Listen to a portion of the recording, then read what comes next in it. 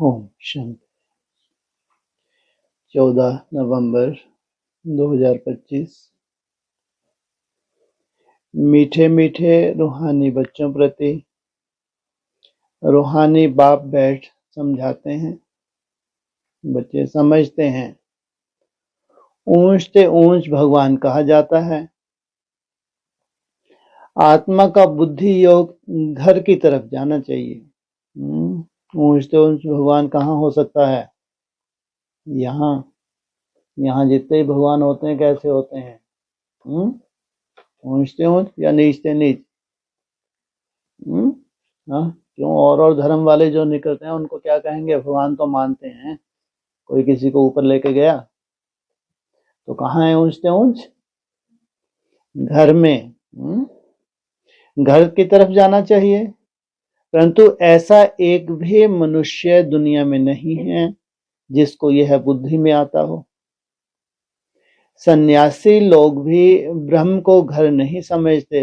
वह तो कहते हैं हम ब्रह्म में लीन हो जाएंगे, तो घर थोड़े ही हुआ।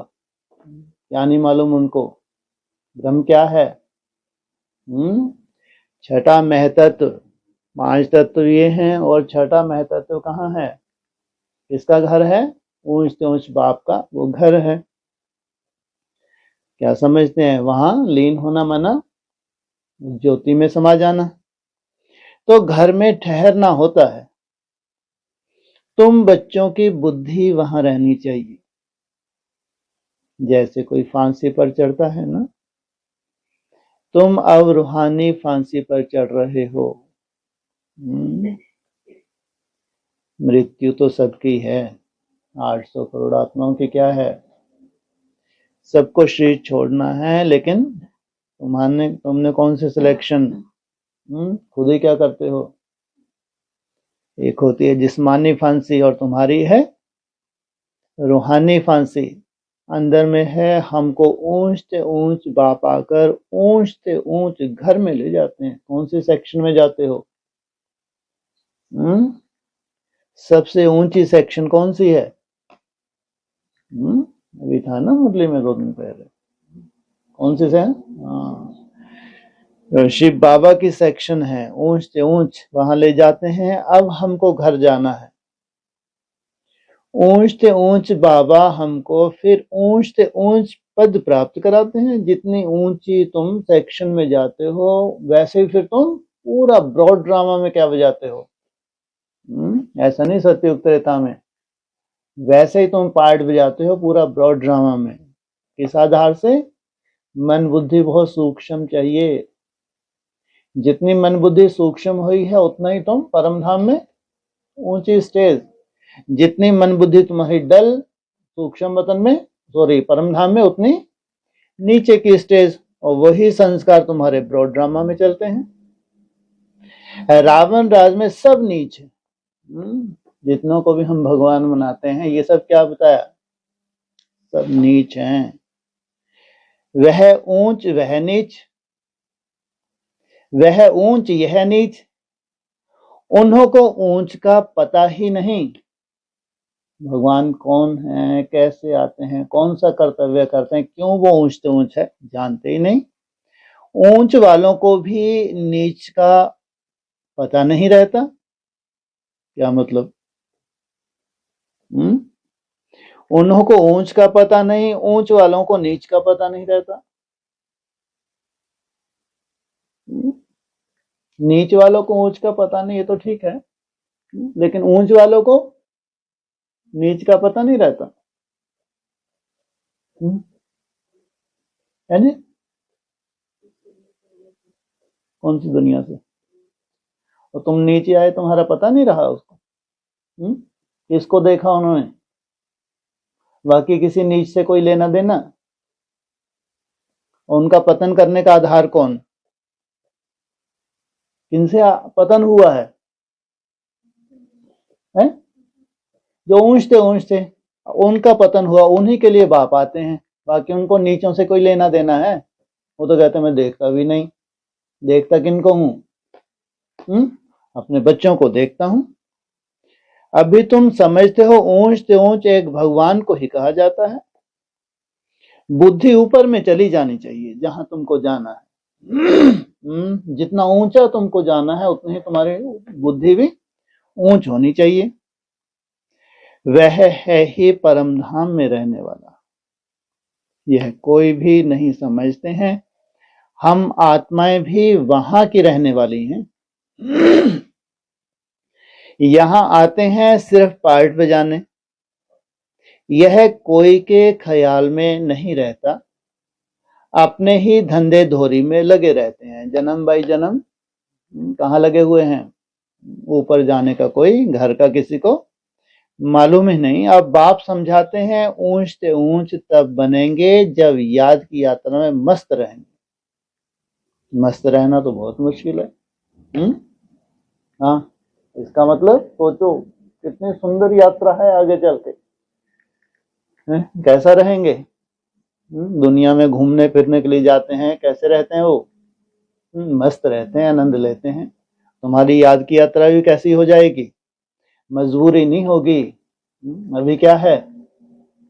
अभी मजबूरी है, लेकिन आगे चल के जब मस्त हो जाएंगे तो यात्रा भी कैसी हो जाएगी? आनंददायी हो जाएगी। याद से ही ऊंच पद पाना है, नॉलेज से नहीं। नॉलेज क्या है? Source of income. लेकिन परम धाम जाना है, वहां ऊंची स्टेज में जाना है, उसके लिए क्या चाहिए? याद की पावर। नॉलेज जो तुमको सिखलाई जाती है वह भूलने की नहीं है। छोटे बच्चे भी वर्णन करेंगे, बाकी योग की बात तो बच्चे नहीं समझेंगे। बच्चा बुद्धि हो, उनको तो समझ में आएगा नहीं। बहुत बच्चे हैं जो याद की यात्रा पूरी रीति समझते नहीं। जितने भी ये लाखों हैं, इनको क्या कहेंगे? ब्रह्मा कुमार कुमारियों को। अगर याद की यात्रा को पूरी रीति नहीं समझते तो बच्चा बुद्धि है, और बच्चों बुद्धियों के लिए है भी नहीं। नई दुनिया जिनसे शुरुआत होनी है वो बच्चा बुद्धि होंगे, सुरूढ़ बुद्धि होंगे। तो इतनी सूक्ष्मता उनको चाहिए। हम कितना ऊंच से ऊंच जाते हैं? मूल वतन, सूक्ष्म वतन, स्थूल वतन, 5 तत्व यहाँ है। कहाँ? देखो यही बातें लगभग रोज रोज रिपीट होती हैं, ताकि बच्चे इतने क्या बन जाएं? इतने निश्चय बुद्धि बन जाएं अपनी यात्रा के प्रति। जहां उनको जाना है, कितना ऊंच जाना है, रोज रोज रिपीट करना पड़ता है। फिर हम क्या याद रहता है? पूरा दिन याद रहता है कभी कि इतनी सुंदर भविष्य की हमारी यात्रा है।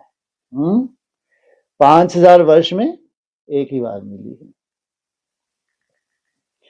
तो सूक्ष्म वतन मूल वतन में यह नहीं होते। क्या नहीं होते?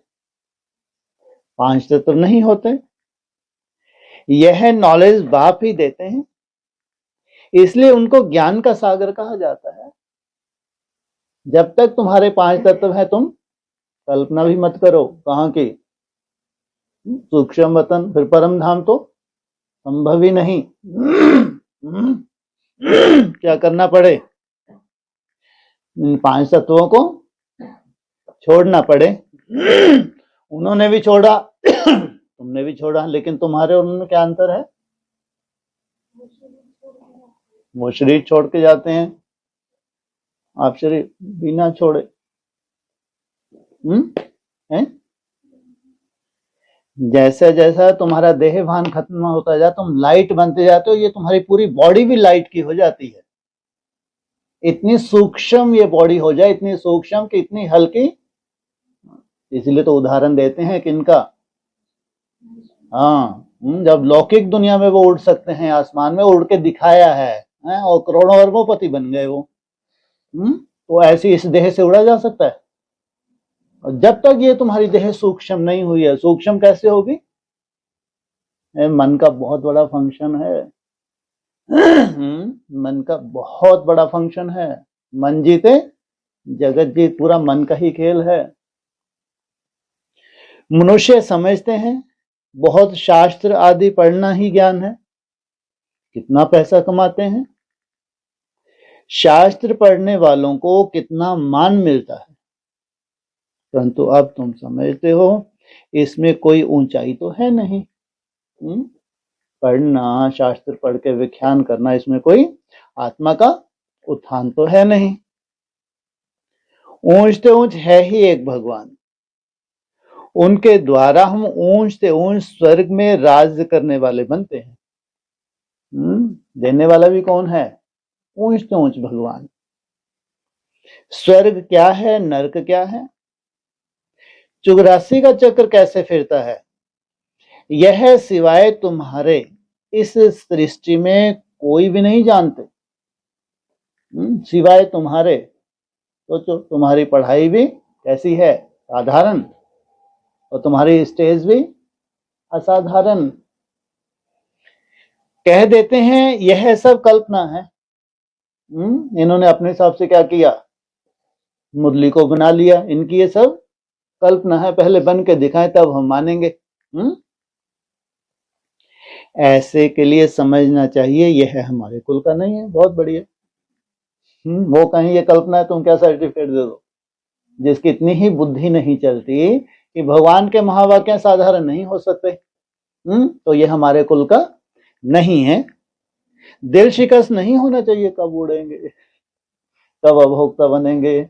तो ये दुनिया वाले अगर उंगली उठाते हैं तो क्या सही ही उठाते हैं, इतने दिल शिकस्त नहीं होना चाहिए। तो कितना समझाना पड़ता है, तुम्हारा स्वाभिमान तुमको याद दिलाना पड़ता है। समझा जाता है इनका पार्ट नहीं है तो कुछ भी समझ नहीं सकेंगे। क्या?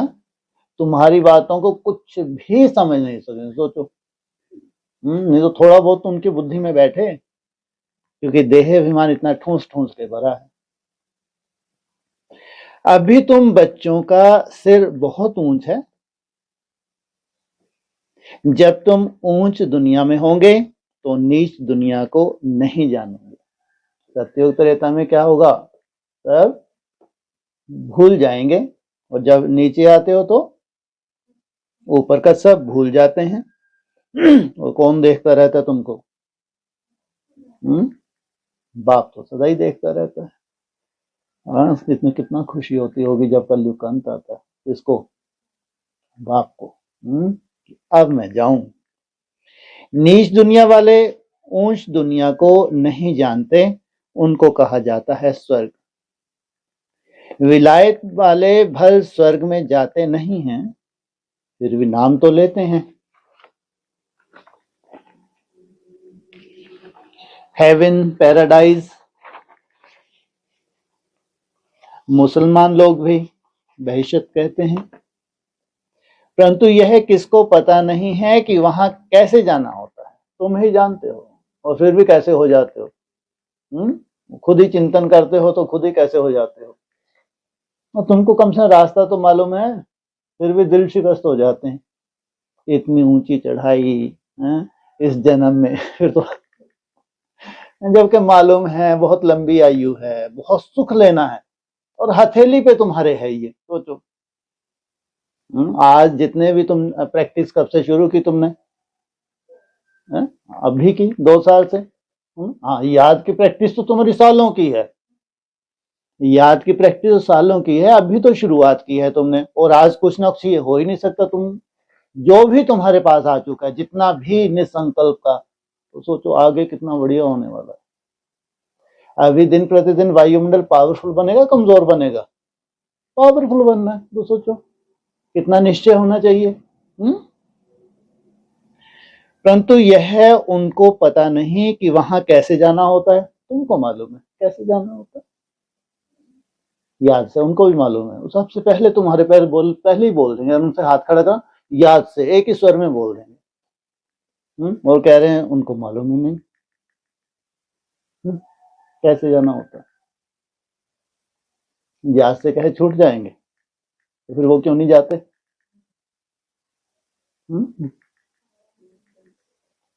हाँ, मुख्य सब्जेक्ट है मन के जीते जीत। संकल्प शक्ति का बहुत महत्व है, साइंस भी मानती है। अगर संकल्प शक्ति तुम्हारी पावरफुल हो, कुछ भी कर सकते हो। असंभव को जो दुनिया नहीं मानती वो उनको दिखा सकते हो। सोचो, आंखों के सामने करके दिखा सकते हो। ऐसे ऐसे चमत्कार दुनिया में होते हैं किस आधार से? संकल्प शक्ति के आधार से। अभी तुमको कितनी समझ मिलती है?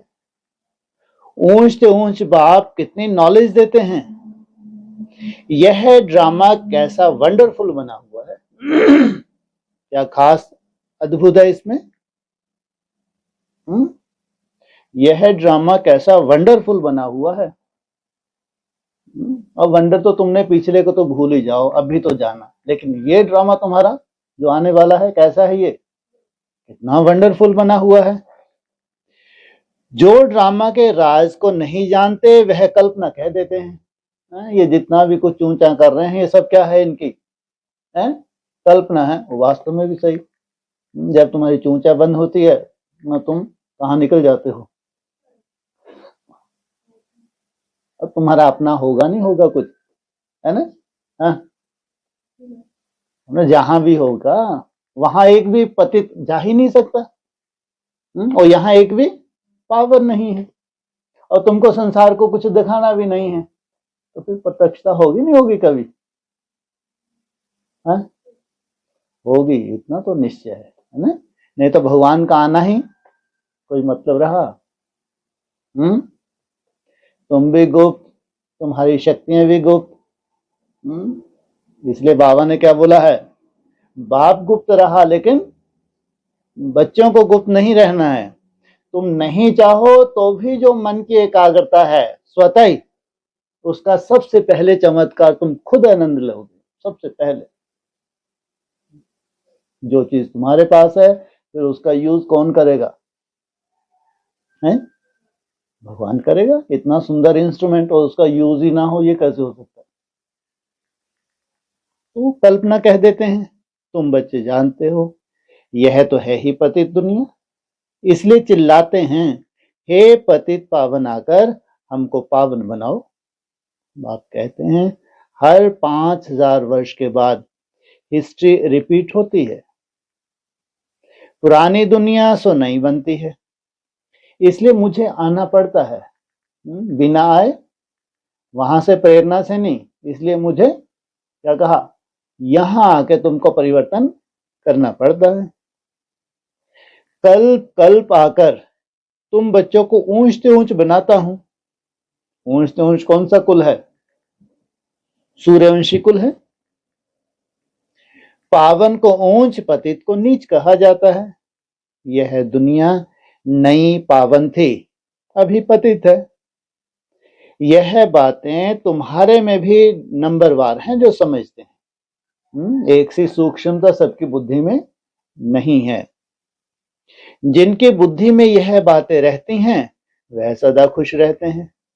बुद्धि में नहीं है तो कोई ने कुछ कहा, कुछ नुकसान हुआ तो रंज हो जाते हैं। बाबा कहते हैं अब इस नीच दुनिया का अंत आना है। यह है पुरानी दुनिया। मनुष्य कितना नीच बन जाते हैं।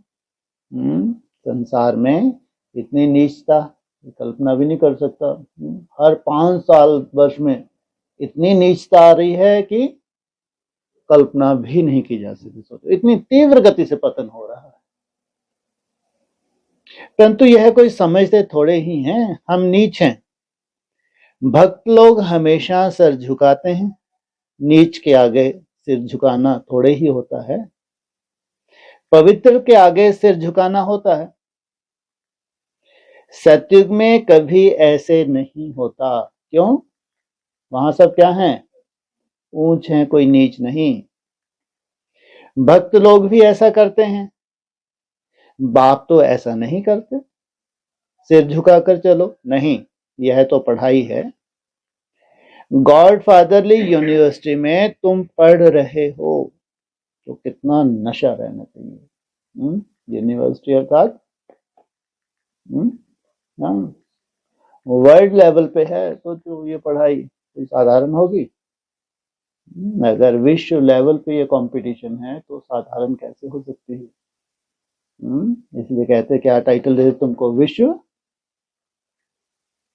महाराजा, क्योंकि पूरा विश्व तुम्हारे सामने झुका है। चाहे ब्राह्मणों का विश्व हो, जो सिद्धि स्वरूप तुम बनते हो, दुनिया भी उसको क्या करेगी? नतमस्तक होती है। कितना नशा रहना चाहिए। हाँ? इतनी मेहनत तो कोई कर ना सके जो तुम कर रहे हो। इसलिए अपनी चाल को ही देख के क्या करना चाहिए। कैसा रहना चाहिए, मस्त रहना चाहिए। ऐसे नहीं सिर्फ यूनिवर्सिटी का नशा रहे, घर में उतर जाए। यहाँ आए तो बातें सुनी चने के चाट पे, जैसे फिर शुरू किया मन बनाओ उसमें टिकना और नशा पूरा गायब। घर में नशा रहना चाहिए। वहां जब तुम साधारण पढ़ाई के बाद क्या हो जाता है, तुम्हारा कर्मयोग कौन सा स्वरूप हो जाता है, साधारण, तब भी नशा रहे। यहां तो तुम बच्चों जानते हो शिव बाबा हमको पढ़ाते हैं, यह तो कहते हैं कि मैं थोड़े ही ज्ञान का सागर हूं। यह बाबा भी ज्ञान का सागर नहीं है क्या? क्या कह रहे हैं? यहां तो तुम बच्चे जानते हो शिव बाबा हमको पढ़ाते हैं, यह तो कहते हैं मैं थोड़े ही ज्ञान का सागर हूं। यह बाबा भी ज्ञान का सागर नहीं है। इसने कहा दो दो, एक एक शिव बाप। हाँ, शिव बाबा ज्ञान का सागर है, शिव बाप नहीं। और फिर ब्रह्मा बाबा भी कहते हैं सागर से नदी निकलती है ना, क्या कहां से निकलती है नदी? कौन सी नदी है बड़ी से बड़ी? कहां से निकली? मानसरोवर से। सागर तो एक है, ब्रह्मपुत्रा सबसे बड़ी नदी है। जितनी भी नदी हैं सबसे बड़ी नदी ब्रह्मपुत्रा। बहुत बड़े स्टीमर्स आते हैं। नदियां तो बाहर भी बहुत हैं, पतित पावनी गंगा, यह सिर्फ यहां ही कहते हैं। बाहर माना ऐसा नहीं कि विदेशों में नदियां नहीं हैं, वहां ग्लेशियर नहीं है, ग्लेशियर पिघल के वो नदियां नहीं हैं, लेकिन यहाँ क्या कहते हैं? पतित पावनी गंगा, यह सिर्फ जो चैतन्य नदी, भारतीय नदी हैं, जो इन्होंने स्टेज को प्राप्त किया, भगवान से ये जो पावन बनी है, वैसा विदेशी नदियों का गायन नहीं है। बाहर में कोई भी नदी को ऐसे नहीं कहेंगे, हैं तो, लेकिन क्या नहीं कहलाती? पतित पावनी नहीं कहलाती। पतित पावनी नदी है, फिर तो गुरु की कोई दरकार ही नहीं। क्या यहां भी यादगार कहां की है? संगम युग की। लेकिन वो डुबकियां लगाते हैं तो और ही क्या होता जाता है उनका, पतन होता जाता है। इसलिए बाबा कोई गुरु की दरकार ही नहीं। नदियों में तालाब में कितना भटकते हैं, कहां तो तालाब ऐसे गंदे हैं बात मत पूछो। जितने भी तालाब हैं, छोटे छोटे तालाब कैसे होते हैं? एक तालाब है जो बिल्कुल भी गंद नहीं है, उसमें है तो तालाब लेकिन गंद नहीं है। बाकी तालाब कैसा हो जाता है? पानी भरा ही रहेगा, पानी तो कैसा होगा? गंदा हो जाता है ना तालाब में। कौन सा तालाब है जिसका पानी कभी भी गंदा नहीं होता? सरोवर, ज्ञान सरोवर। उसकी मिट्टी उठाकर रगड़ते रहते हैं, जो नीचे कीच जमी हुई है उसको क्या करते रहते हैं? भावना है। अब बुद्धि में आया है यह सब नीचे उतरने के रास्ते हैं। ये जो मिट्टी है ये क्या है? देहभान की, तुमको कहां ले जा रही है? नीचे। वो लोग कितना प्रेम से जाते हैं। अब तुम समझते हो कि इस ज्ञान से हमारी आंखें खुल गई। ये मिट्टी विट्टी मलना देहभान की, इस ज्ञान से अब हमारी बात क्या आंखें धीरे धीरे, क्योंकि अगर भक्ति मार्ग नहीं बचेगा तो क्या कहलाओगे? ज्ञानी तू आत्मा। तुम्हारी ज्ञान की तीसरी आंख खुली है। तीसरी आंख कौन सी होती है? जी, बुद्धि रूपी तीसरा नेत्र। इससे क्या होता है? तुम्हारी समझ बढ़ रही है, एकाग्र भी हो रहा है, उसमें समझ भी है। आत्मा को तीसरा नेत्र मिलता है, इसलिए त्रिकालदर्शी कहते हैं। तीनों कालों का ज्ञान आत्मा में रहता है। आत्मा तो बिंदी है, उसमें नेत्र कैसे होगा? दिखाते हैं तीसरा नेत्र किसको दिखाते हैं? महादेव को दिखाते हैं। यह सब समझने की बातें हैं। ज्ञान के तीसरे नेत्र से तुम त्रिकालदर्शी त्रिलोकी नाथ बनते हो। त्रिकालदर्शी माना तुमने क्या जान लिया? ये बच्चा बुद्धियों को जानना है, जो अभी तक जानना है। अभी तुम त्रिकालदर्शी नहीं कहेंगे। दुनिया में त्रिकालदर्शी कब कहलाते हैं? हाँ, पूरा भविष्य दिखे। ये नहीं मरने के बाद सतयुग आ जाएगा, फिर त्रेता द्वापर कलयुग। लाखों त्रिकालदर्शी कभी हुए हैं, हो सकते हैं। तो बाबा जब कहते हैं तुम त्रिकालदर्शी, सोचो। तो प्रैक्टिकल कब कहेंगे? जब तुम भविष्य का सब कुछ देख सको। त्रिलोकीनाथ बनते हो। दोनों साथ साथ मिल जाते हैं तुमको टाइटल। कौन कौन से? त्रिकालदर्शी और दूसरा त्रिलोकीनाथ। सबसे बड़े है कि संगम युग पे तुमको ही चांस मिलता है, ना ये भगवान को चांस है, ना सूक्ष्म वतनवासी देवताओं को चांस है। ये टाइटल किसका है? केवल संगम युग पे तुम्हारा टाइटल है। नास्तिक से आस्तिक बन जाते हो, तब तक क्या हो? कुछ ना कुछ भक्ति मार्ग के संस्कार हैं तो नास्तिक। आगे तुम रचयिता और रचना के आदि मध्य अंत को नहीं जानते थे। अभी बाप द्वारा रचना के आदि मध्य अंत को जानने से तुमको वर्षा मिल रहा है। यह नॉलेज है ना। हिस्ट्री ज्योग्राफी भी है, हिसाब किताब है ना। क्या हिस्ट्री भी है तो तुम्हारी ज्योग्राफी की है पूरा हिसाब किताब। अगर हिस्ट्री में कुछ गलत है उसको अब क्या होगा, आगे चल के तुम सही रूप से देखोगे। अच्छा, तीखा बच्चा हो तो हिसाब करे हम कितने जन्म लेते हैं, इस हिसाब से और धर्म वाले कितने जन्म लेते हैं। कैसी बुद्धि हो। अपना पूरा चक्कर निकाले और फिर दूसरे दूसरे धर्म वालों का चक्कर निकाले। परंतु बाप कहते हैं इन सब बातों में जास्ती माथा मारने की दरकार नहीं है। सबका अपना अपना पार्ट है। किसको कितने जन्म लेने हैं उसमें कोई बुद्धि ले जाना नहीं, टाइम वेस्ट हो जाएगा। यहां तो सब भूलना है, यह सुनाने की दरकार नहीं।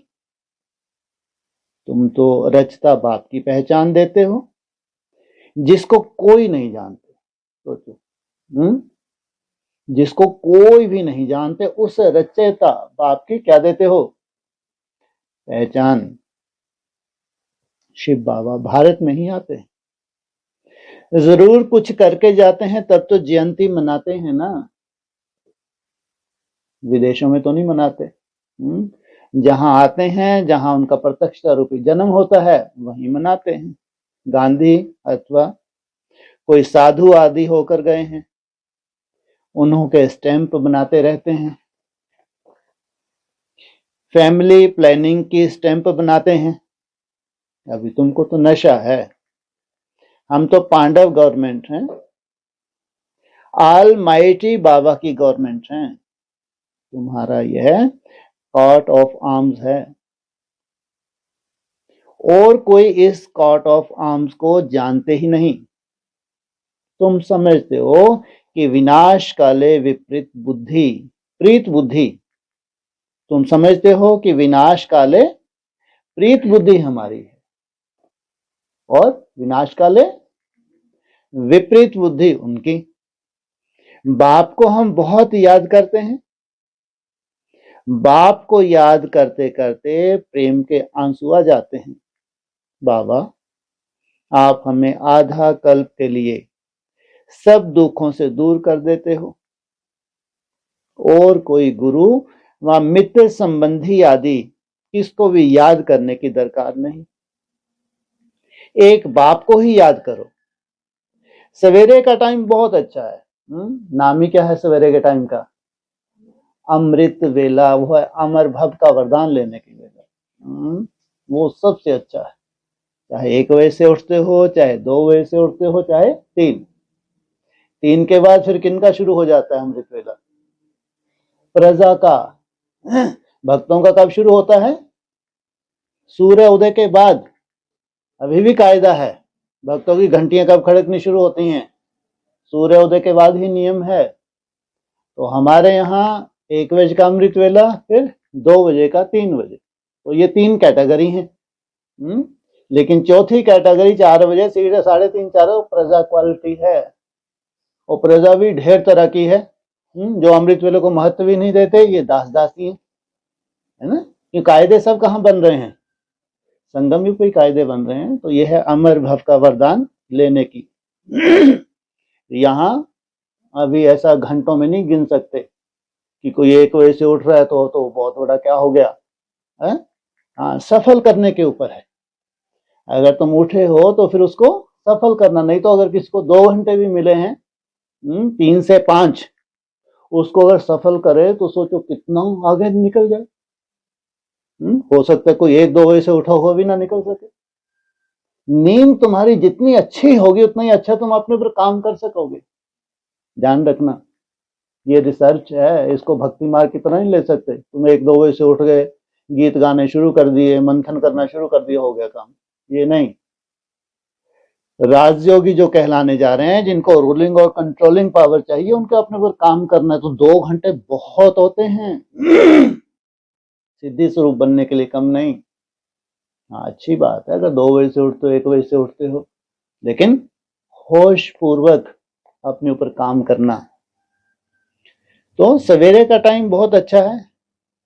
बाबा आपकी तो बड़ी कमाल है। क्या? क्यों कमाल है? क्या कहते हैं बाबा? खास अमृत वेला बच्चों से मिलन मनाते हैं और बाद में फिर भक्तों के लिए शुरुआत होती है। हर 5000 वर्ष के बाद हमें आप जगाते हो। अमृत वेला कब से शुरू होता है? हाँ, हद में। जी, 1 बजे से। 1 बजे से आके आप हमको बेहद में क्या करते हो? जगाते हो। उससे पहले तो हम भक्ति मार्ग में सो रहे थे, मन मनाभव तो करते थे, लेकिन इतनी सूक्ष्मता कहाँ थी उस मन मनाभव में। अभी मनुष्य मात्र कुंभकर्ण की आसुरी नींद में सोए हुए हैं, अर्थात अज्ञान अंधेरे में है। मंथन तो है, कहलाते तो हैं एडवांस पार्टी, लेकिन क्या है ये सब? कुंभकर्ण है। अभी तुम समझते हो। भारत का प्राचीन योग तो यह है। बाकी जो भी इतने हठ योग आदि सिखलाते हैं, वह सभी हैं एक्सरसाइज, शरीर को तंदुरुस्त रखने के लिए। तुम्हारा योग किसको तंदुरुस्त रखता है? मन बुद्धि अर्थात आत्मा।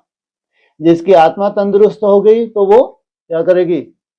शरीर को भी तंदुरुस्त बना लेगी। नहीं तो ये सब फेलियर की लिस्ट में जाने वाले हैं। कौन से? जो शरीर को तो तंदुरुस्त बना रहे हैं, लेकिन अटैक आएंगे नहीं आएंगे, टॉर्चर होंगे नहीं होंगे। इसलिए तुम किसको प्रेफरेंस देते हो? पहले मन बुद्धि। अभी तुम्हारी बुद्धि में सारा ज्ञान है तो खुशी रहती है। यहां आते हो, समझते हो, बाबा रिफ्रेश करते हैं। कोई तो यहां रिफ्रेश हो बाहर निकलते हैं, वह नशा खल्लास हो जाता है। कितनी देर टिक पाता है? जितनी देर यहां बैठे हैं। नंबरवार तो है ना। बाबा समझाते हैं, यह है पतित दुनिया। बुलाते भी हैं, हे पतित पावन आओ, परंतु अपने को पतित समझते थोड़े ही हैं। इसलिए पाप धोने जाते हैं। कहां जाते हैं? पाप धोने जाते हैं, लेकिन पाप बढ़ते जाते हैं या धुल जाते हैं? लेकिन शरीर को थोड़े ही पाप लगता है। लगा किसको है पाप? धोना किसको है? आत्मा अर्थात मन बुद्धि। इसलिए मन बुद्धि का परिवर्तन करते हैं भगवान। बाप तो आकर तुम्हें पावन बनाते हैं, और कहते हैं माम एकम याद करो तो तुम्हारे विकर्म विनाश होंगे। जब तक तुम इस स्टेज तक नहीं पहुंचे, कौन से स्टेज तक? सिवाय मेरे एक के दूसरा कुछ नहीं है, तब तक भावनाओं का फल मिलता है, वो बात अलग। लिफ्ट की अनुभूति नहीं हो सकती। एक होती है सीढ़ी, दूसरी होती है लिफ्ट। लिफ्ट में कैसा आनंद आता है या सीढ़ी में आनंद आता है? सीढ़ी में तो ताकत लगती है, लिफ्ट में बटन दबाया और लाइट तो सदा ही है तुम्हारे पास, ऐसा थोड़ी कि बीच में रुक जाएगी, ऐसी थोड़ी होगी लिफ्ट तुम्हारे यहाँ जैसी है, वो बीच में कभी रुकेगी? बिल्कुल नहीं। इसलिए कहा मामेकम याद करो तो तुम्हारे विक्रम विनाश होंगे। केवल एक बाप, दूसरा ना कोई। यह ज्ञान अभी तुमको मिला है। भारत स्वर्ग था, अभी नर्क है। तो भारत के साथ साथ भारतवासी भी कहाँ हैं? नर्क में। भारत स्वर्ग होगा तो भारतवासी, जो पक्के पक्के भारतवासी जो कन्वर्ट नहीं हुए। तुम बच्चे तो अभी संगम पर हो। कोई विकार में गिरते हैं तो फेल होते हैं, तो जैसे नर्क में जाकर गिर पड़ते हैं। भगवान की याद बुद्धि में रहती है? हाँ, रह ना सके।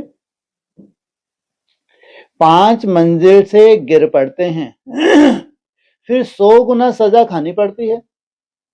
यहां आए तो 100 गुना सजा खाओ, दुनिया में विकार में जा रहे हैं तो कौन की सजा है ना? तो सृष्टि का ला है उसके तहत, तो क्या है ये 100 गुना सजा है जी? हाँ, अपनी अवस्था गिर जाती है। वो क्या होता है अंदर जो पश्चाताप होता है, ये भी तो एक सजा है। तो ऐसा नहीं कि इनकी ही टांगे टूटेंगी, दुनिया वाले सुरक्षित रहेंगे कि यहाँ सजा मिली है? टांगे तो पूरी दुनिया की क्या होने जा रही हैं, लेकिन यहाँ आत्मा अपनी अवस्था से क्या होती है, फिर ऊपर चढ़ने की कोशिश करती है तो ऊपर नहीं चढ़ पाती, तो ये कितनी बड़ी सजा हो गई। कम सजा है क्या? समय बहुत कम है। कम समय में कितना ऊंच जाना है, तो ऊंच जाने के लिए हम तरसते रहें, भगवान का सहयोग की महसूसता ना हो, तो ये सजा है ना। तो बाप समझाते हैं कि भारत कितना ऊंच था, अब कितना नीच है। क्या? अरे अभी भारत क्या है, नीच है ऊंच है? अभी भारत, अभी तो दुनिया भारत से चिढ़ती है। क्यों? भारत के प्रोग्रेस उनसे देखी नहीं जाती। और कहाँ भारत की उन्होंने दशा देखी है, कितनी गरीबी थी। आज भारत की प्रोग्रेस उनसे देखते नहीं बनती, तो सोचो कैसी कैसी चाल चल रहे हैं भारत में, क्या हो जाए। सोचो, तो जलन कब होती है? तो जरूर कुछ ना कुछ प्रोग्रेस है। अब तुम कितना समझदार बनते हो, मनुष्य तो कितने बेसमझ हैं। बाबा तुमको यहाँ कितना नशा चढ़ाते हैं, फिर बाहर निकलने से नशा कम हो जाता है, खुशी उड़ जाती है। स्टूडेंट कोई बड़ा इम्तिहान पास करते हैं तो कभी नशा कम होता है क्या? इतना ऊंच इम्तिहान तुम्हारी हथेली पे है, पास या दूर है? पास कहाँ है तुम्हारी हथेली पे? है 27। तो सोचो कितना नशा रहना चाहिए। इसलिए वहां भी क्या होता है, जितना इतना एग्जाम नजदीक आता है तो क्या करते हैं अच्छे स्टूडेंट, दिन रात एक कर देते हैं, पढ़कर पास होते हैं, फिर क्या क्या बन जाते हैं। अभी देखो दुनिया का क्या हाल है। तुमको ऊंच से ऊंच बाप आकर पढ़ाते हैं, सो भी है निराकार, ये है वंडरफुल। कौन आके पढ़ाते हैं? बाप। सो भी है, तो तुम कैसा बनोगे, तुम्हारे नसीब में है भाई। इतना निश्चय बुद्धि रहना चाहिए कि हमारे नसीब में है कैसा बनना, निराकार बनना, निसंकल्प बनना। तुम आत्माएं भी निराकार हो, इसलिए जब भी पहली लाइन तुम्हारे लिए कैसे होके बैठ जाते हो। यहां पार्ट बजाने आई हो, यह ड्रामा का राज बाप ही आकर समझाते हैं। इस सृष्टि चक्र को ड्रामा भी कहा जाता है। उस नाटक में तो कोई बीमार पड़ते हैं तो निकल जाते हैं, है क्या? उस नाटक में क्या होता है? बीमार पड़े तो निकल गए, तो उनकी जगह दूसरे आ गए। यह है बेहद का नाटक। यहां निकल जाते हैं तो दूसरों को चांस मिलता है? बोलो, नहीं मिलता। कैसे? अव्यक्त वाणी का कौन सा पॉइंट है जिसे मालूम पड़े कि कंपटीशन अकेले का नहीं होता यहाँ?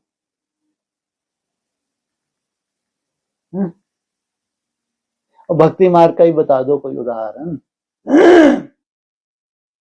कोई नहीं उदाहरण ऐसा कि मालूम पड़े कईयों का कंपटीशन है एक ही सीट लेने के लिए। हाँ, चाहे गणेश का उदाहरण, चाहे हनुमान का उदाहरण, कितने मुख दिखाए हैं, हाँ, तो इनके कंपटीशन है। जो अव्वल नंबर देवता धर्म का हुए बस निकल गए पार। ये भी इसलिए कहा ये पढ़ाई है। इस पढ़ाई में क्या है? कंपटीशन है। तो इनका मिसाल दिया व्यक्तवा ने, किनका दिया? कौन सी नदी का मिसाल दिया? सरस्वती नदी का मिसाल दिया। क्या बोला उसके लिए? हाँ, एक वीणावादी है, दूसरी नदी के रूप में। ऐसे जनक का भी अव्यक्तवाणी में मिसाल दिया। तो उस नाटक में तो कोई बीमार पड़ते हैं तो निकल जाते हैं। यहाँ है बेहद का नाटक। यथार्थ रीति तुम बच्चों की बुद्धि में है। यथार्थ रीति, जितनी तुम्हारी बुद्धि सूक्ष्म होती है उतना ही कहेंगे यथार्थ रीति। तुम जानते हो हम यहाँ पार्ट बजाने के लिए आते हैं, हम बेहद के एक्टर्स हैं। यहाँ शरीर लेकर पार्ट बजाते हैं, बाबा आया हुआ है, यह सब बुद्धि में होना चाहिए। बेहद का ड्रामा कितना बुद्धि में रहना चाहिए? पार्टधारी हो तो क्या रहना चाहिए? बेहद का ड्रामा, बेहद विश्व की बादशाही मिलती है, हद की नहीं। क्या ऐसा क्यों? कौन सी बादशाही मिलती है? बेहद विश्व की बादशाही मिलती। क्या होती है बेहद विश्व की बादशाही और हद के विश्व की बादशाही में? क्या अंतर है? हैं जी? ये तो केवल बेहद के विश्व की बात की है, ब्रह्मांड की तो यहाँ बात नहीं की।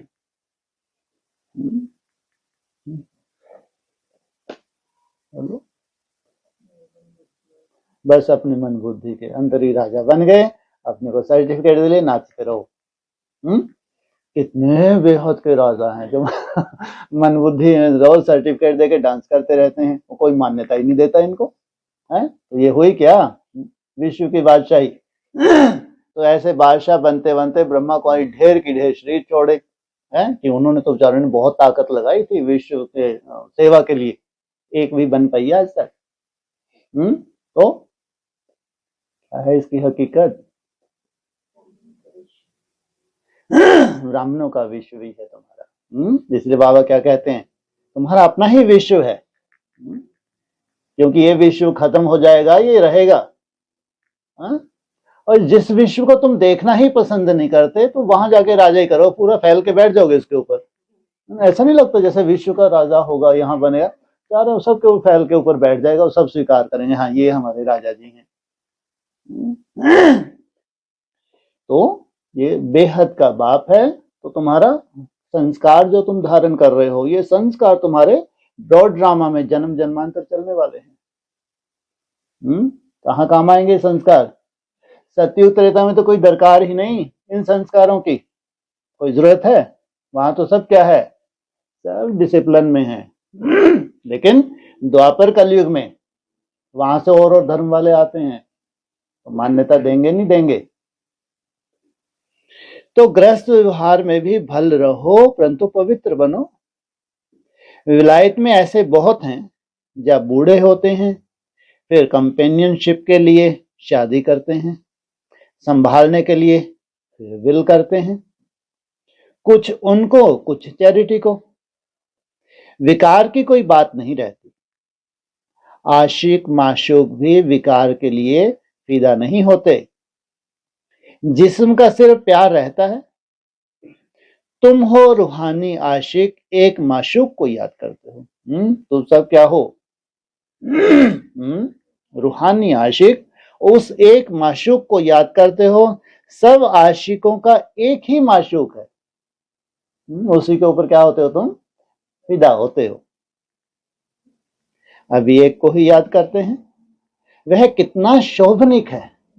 तुमको कैसा बनाता है? आप समान बनाता है। कितना शोभनिक है। आत्मा गोरी है ना, वह है एवर गोरा। तुम तो सांवरे बन गए हो, तुमको वह सांवरे से गोरा बनाते हैं।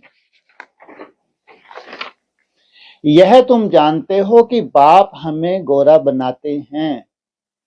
है थमला, लेकिन बाप हमें जितना और उतना है। इसलिए मुरली में रोज रिपीट कभी नहीं भूलते। क्या बोलते हैं? जितना तुम याद करते हो उतना तुम क्या बनते जाते हो? पावन बनते जाते हो। यहां बहुत हैं जो पता नहीं किस किस ख्यालात में बैठे रहते हैं। बैठे रहते हैं लेकिन ख्यालात पता नहीं कहां कहां जाते रहते हैं। स्कूल में ऐसे होता है, बैठे बैठे कहां बुद्धि बाइस्कोप तरफ, दोस्तों आदि तरफ चली जाती है। सत्संग में भी ऐसे होता है। ये क्या है? सत्य कौन है? शिव है। यहां भी ऐसे है। बुद्धि में नहीं बैठता तो नशा ही नहीं चढ़ता, धारणा ही नहीं होती जो औरों को कराएं। बहुत बच्चियां आती हैं जिनकी दिल होती है सर्विस में कहां लग जाएं, परंतु छोटे छोटे बच्चे हैं। बाबा कहते हैं बच्चों को संभालने के लिए कोई माई को रख दो, यह तो बहुतों का कल्याण करेगी। होशियार है तो क्यों नहीं रूहानी सर्विस में लग जाए। 5-6 बच्चों को संभालने के लिए कोई माई को रख दो। इन माताओं की अब बारी है ना। नशा बहुत रहना चाहिए। आगे होगा, पुरुष देखेंगे कि हमारी स्त्री ने तो सन्यासियों को भी जीत लिया। सोचो। इसलिए पूरा किनको दिया है यहाँ पे भगवान ने? ज्ञान कलश माताओं, कन्या माताओं को। यह माताएं लौकिक पारलौकिक का नाम वाला करके दिखाएंगी। अच्छा, मीठे मीठे सखी लज्जा बच्चों प्रति माता पिता बाप दादा का याद प्यार। Good morning. रूहानी बाप की रूहानी बच्चों को नमस्ते, रूहानी बच्चों की रूहानी बाप दादा को ओम शांति।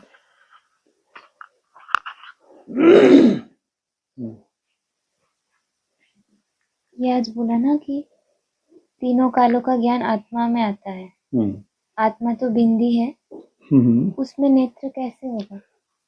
इसलिए तो दिखता कहाँ है। लेकिन क्या कोर्स में करवाते हो? मन, बुद्धि और संस्कार। आत्मा क्या है? बाबा ने बताया है अति सूक्ष्म ज्योति है जो दिखती ही नहीं। लेकिन तुम क्या बताते हो? मन, बुद्धि और संस्कार। तो उसमें जो समझ है वो है तुम्हारा तीसरा नेत्र। ऐसे कोई तीसरा नेत्र होता नहीं। जो भुरकुटी में दिखाया जाता है वो क्या है? वो तीसरा नेत्र है जिसमें ज्ञान तुम्हारी समझ में आता है।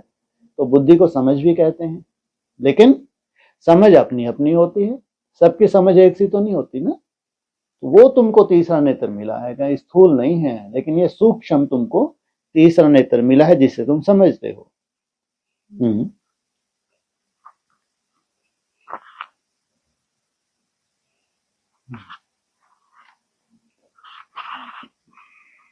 एक पॉइंट आया था ना कल के शिव का जो सेक्शन है, हाँ जी, वहाँ उनके साथ उनके राइटियस बच्चे है, ठीक है। तो फिर ऐसा बोला कि वो उनके साथ आते हैं।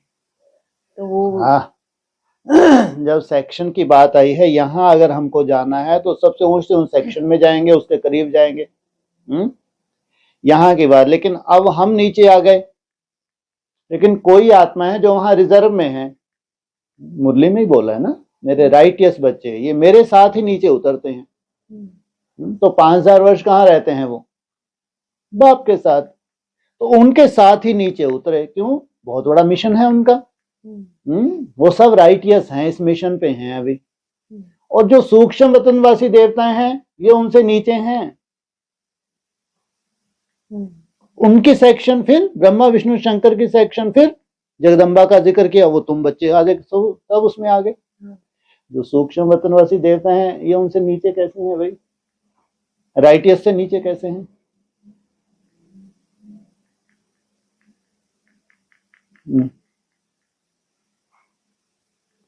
बोलो, कुछ तो बोलो। हाँ, वो भी जन्म मरण के चक्र में हाँ जी? आते हैं, जन्म मरण के चक्र में आते हैं। लो यहाँ जन्म पाठ मरण, लेकर। सूक्ष्म वतनवासी को जन्म मरण में ले आओ, हद होगी भाई। जो अभी तुम्हारा इंतजार कर रहे हैं कि हम वरमाला पहना के इनको भी ऊपर ले चलें, सोचो, तो वो जन्म मरण में तो ब्रह्मा कुमारी आपसे तो अच्छी है। वो भी जानती हैं कि ये सूक्ष्म वतनवासी देवताएं जन्म मरण में नहीं आते, लेकिन सेक्शन उनकी सेकंड नंबर सेक्शन है, फर्स्ट नंबर नहीं है। फर्स्ट नंबर सेक्शन किसकी है? शिव बाबा की। और उन्होंने मुरली में ही बोला है, तो मेरे राइटियस बच्चे हैं मेरे साथ ही नीचे आते हैं। मुरली के पॉइंट है ना दो। तो ये जो नीचे हैं, जो सेकंड सेक्शन है, बात तो इनकी हो रही है ना।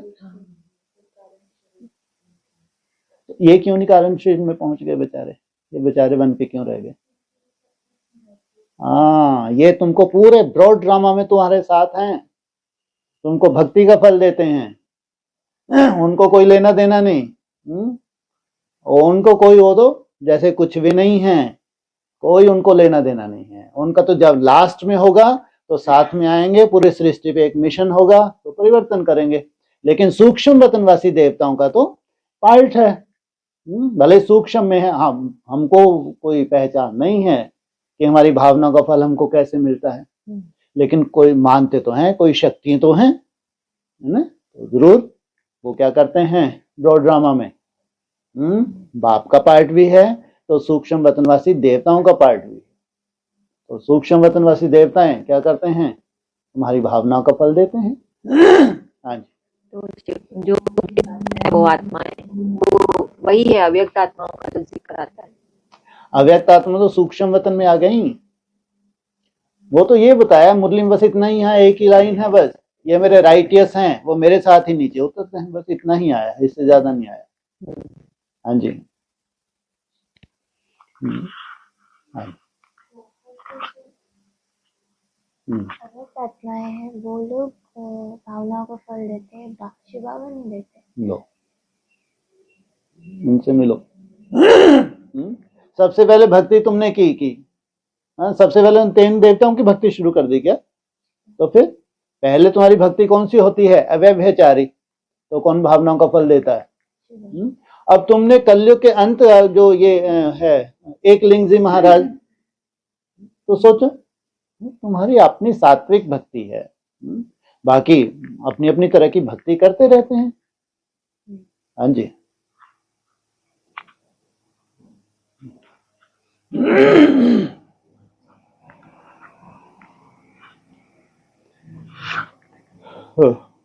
और ऑनलाइन किसी का कोई प्रश्न हो?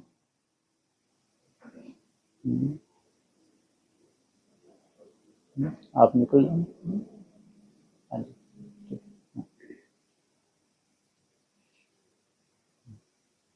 ऑनलाइन किसका कोई प्रश्न है? वैसा ओम शांति। हाँ जी बोलिए। वैसा काल बोला था, वैसा शिव के बाद कृष्ण और शिव बाबा के बाद लक्ष्मी नारायण, थोड़ा सा बात। हाँ जी, हाँ, मुरली का पॉइंट है, शिव के नेक्स्ट है कृष्ण, शिव बाबा के नेक्स्ट लक्ष्मी नारायण, शिव के नेक्स्ट कृष्ण। कृष्ण अकेला है तो निराकारी स्टेज में आकर्षण करता है। निराकारी स्टेज में जाना कैसा है? एक आकर्षण करता है। निराकारी स्टेज कैसी? लक्ष्य है एकदम बाप समान। तो बाप भावनाओं का फल कह लो या फिर अपनी तपस्या का फल मिलता है। तो कृष्ण को क्या मान लिया उन्होंने?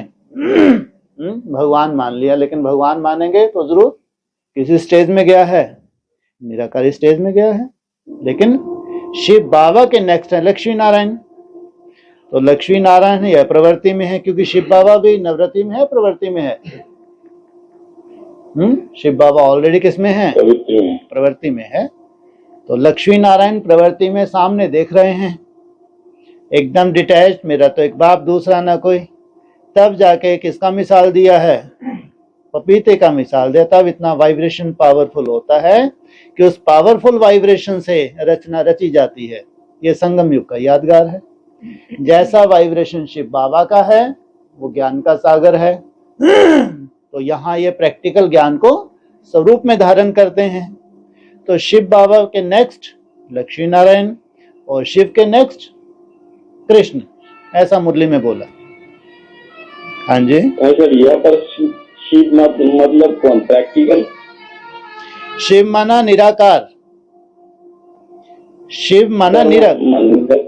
हाँ जी, मतलब बिंदी है ना जो बना है वो बिंदी बिंदी बिंदी। जब भी शिव का जिक्र आएगा, नई दुनिया में पुराना सब भूल जाओ। अगर नई दुनिया में जीते हो, पुराना सब भूलना पड़े, है ना।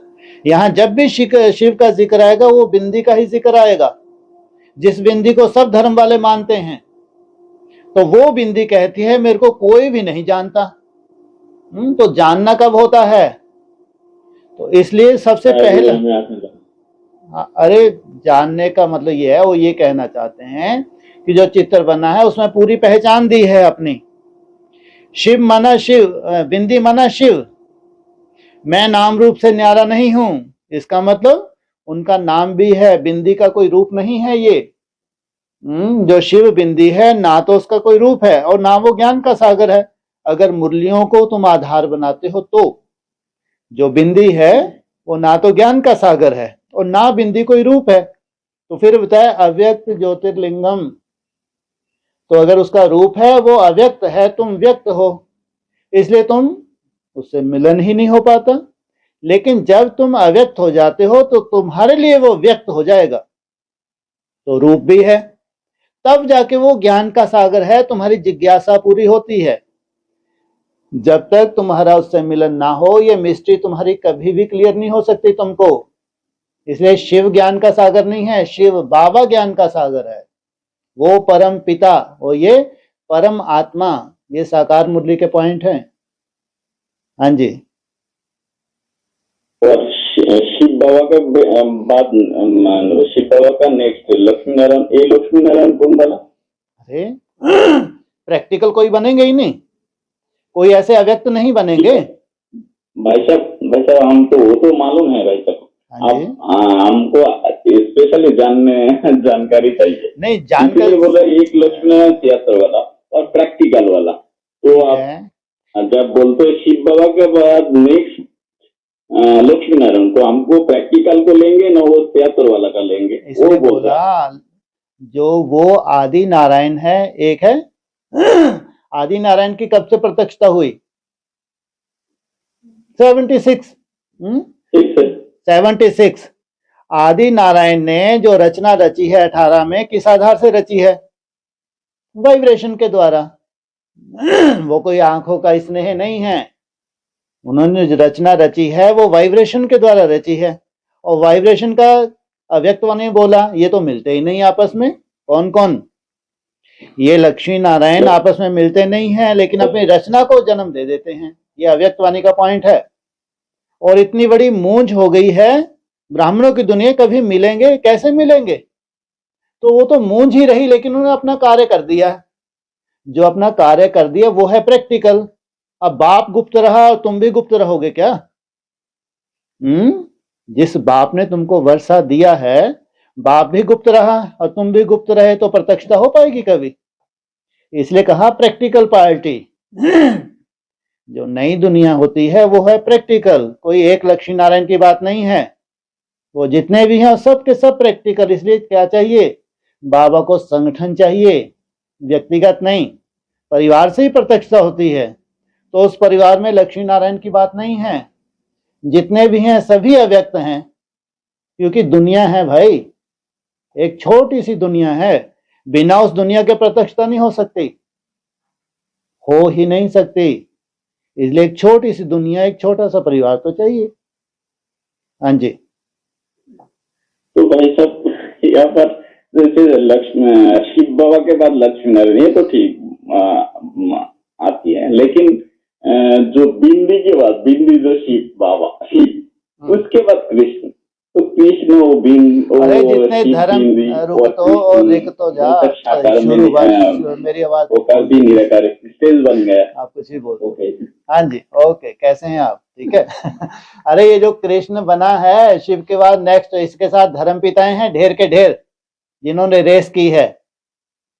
आज तक भी उनका जलवा है, उनको लगता है कि हम शिव हैं, निराकारी स्टेज में हैं, अभी भी निराकारी स्टेज में उनको अपना, कृष्ण को तो बेचारे को नशा ही नहीं चढ़ता होगा।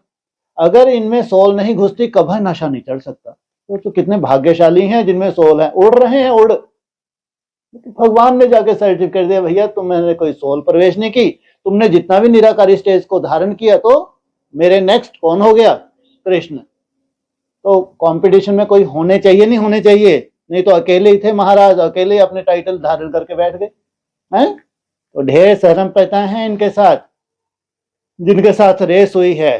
तो रेस में जो पास हुआ है उसके लिए बोला शिव के नेक्स्ट कृष्ण, और फिर चाहिए परिवार, जब परिवार चाहिए तो शिव बाबा चाहिए, शिव बाबा के बाद नेक्स्ट लक्ष्मी नारायण। हाँ जी, समझ में आया?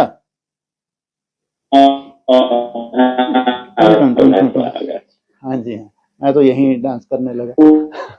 म्यूजिक, ये म्यूजिक जो भी जिसको सहारा लेकर याद करता है उसको भाई साहब। हाँ जी, उस दिन बोला था जो भी सहारा लेते थे महादेव लेता है, ब्रह्मा बाबा का लेता है, उसको मनस्कामना हो जाती है। लेकिन भाई साहब अभी यहाँ पर आकर जो भगवान मानता है उसको भी फल आता है, भावना को सहारा लेकर जो याद करता है उसको भी वैसा मिलता है क्या? अरे संसार में कहीं भी है, जब हिंदू मुस्लिम सिख ईसाई वो कहीं भी हैं, अपने धर्म में हैं, तो जो भी वहां आराधना कर रहे हैं वो सब फेल है क्या? जब विनाश होगा तो उनकी दुर्गति नहीं होगी।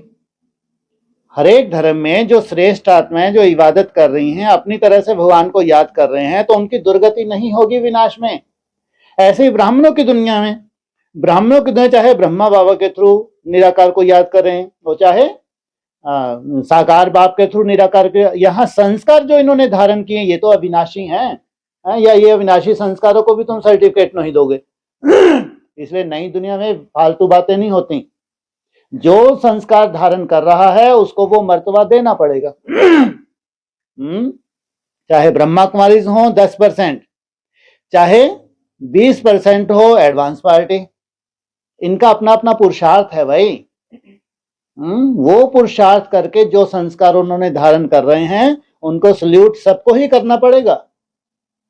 जो मान्यता है वो मिलेगी और देनी ही पड़ेगी।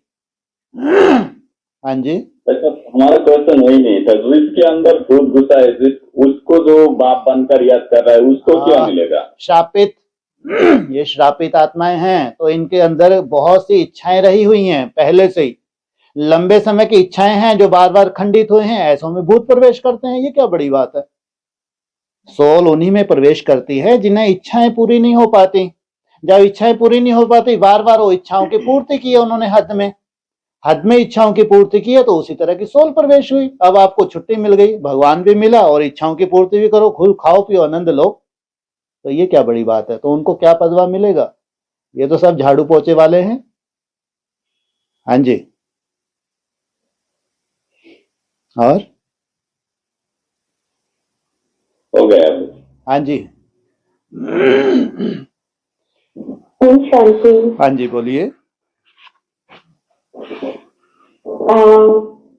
ऐसा कुछ दिन पॉइंट था कि बाप है ही जौहरदार तलवार। हाँ जी, और फिर ज्ञान और योग का कंट्रास्ट बताया कि योग से बल मिलता है, ज्ञान से नहीं। हाँ जी, नॉलेज सोर्स ऑफ इनकम है। ठीक है। जौहरदार तलवार इसलिए शायद 2-1 दिन पहले की मुरली में आया था ना, वो सदा ही देही है। क्या है?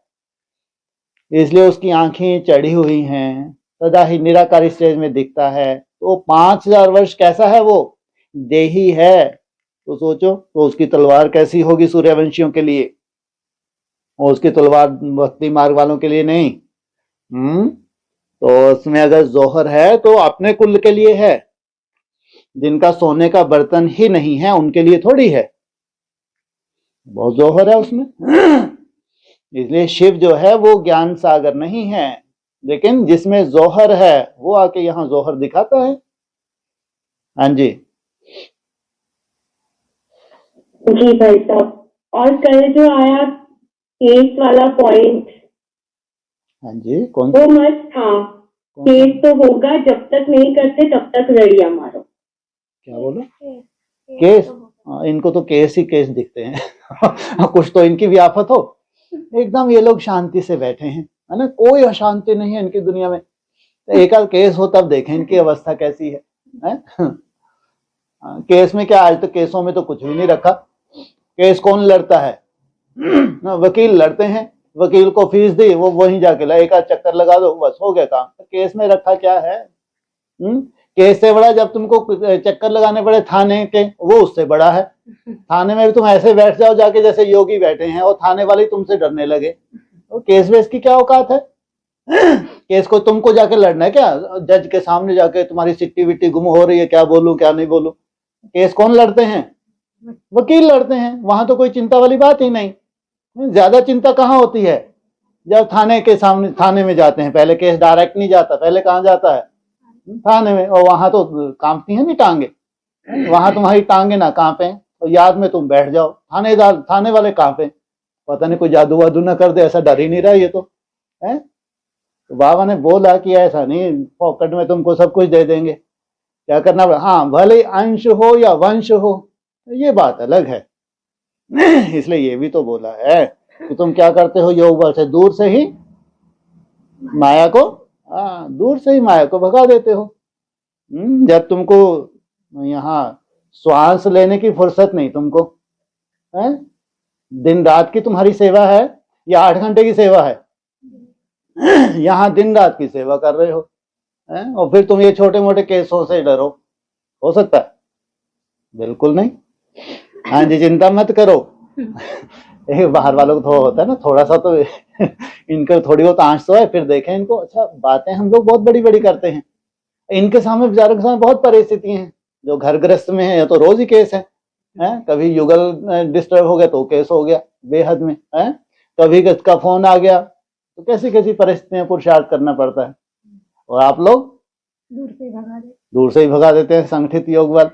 इसलिए इनको थोड़ा सा तो इनको लगता है कि थोड़ा देखें तो, है ना। हाँ, इसलिए बाबा ने बोला चिंता मत करो, सब होगा, सब झेलना पड़ेगा। हाँ, उसमें तुम्हारी अवस्था की परख हो जाती है, कितना तुम योग युक्त रहते हो, कितना निश्चय बुद्धि हो, कितना बाप के ऊपर तुम्हारा निश्चय है, कितना ड्रामा के ऊपर तुम निश्चय बुद्धि हो, वहीं से सर्टिफिकेट मिलता है।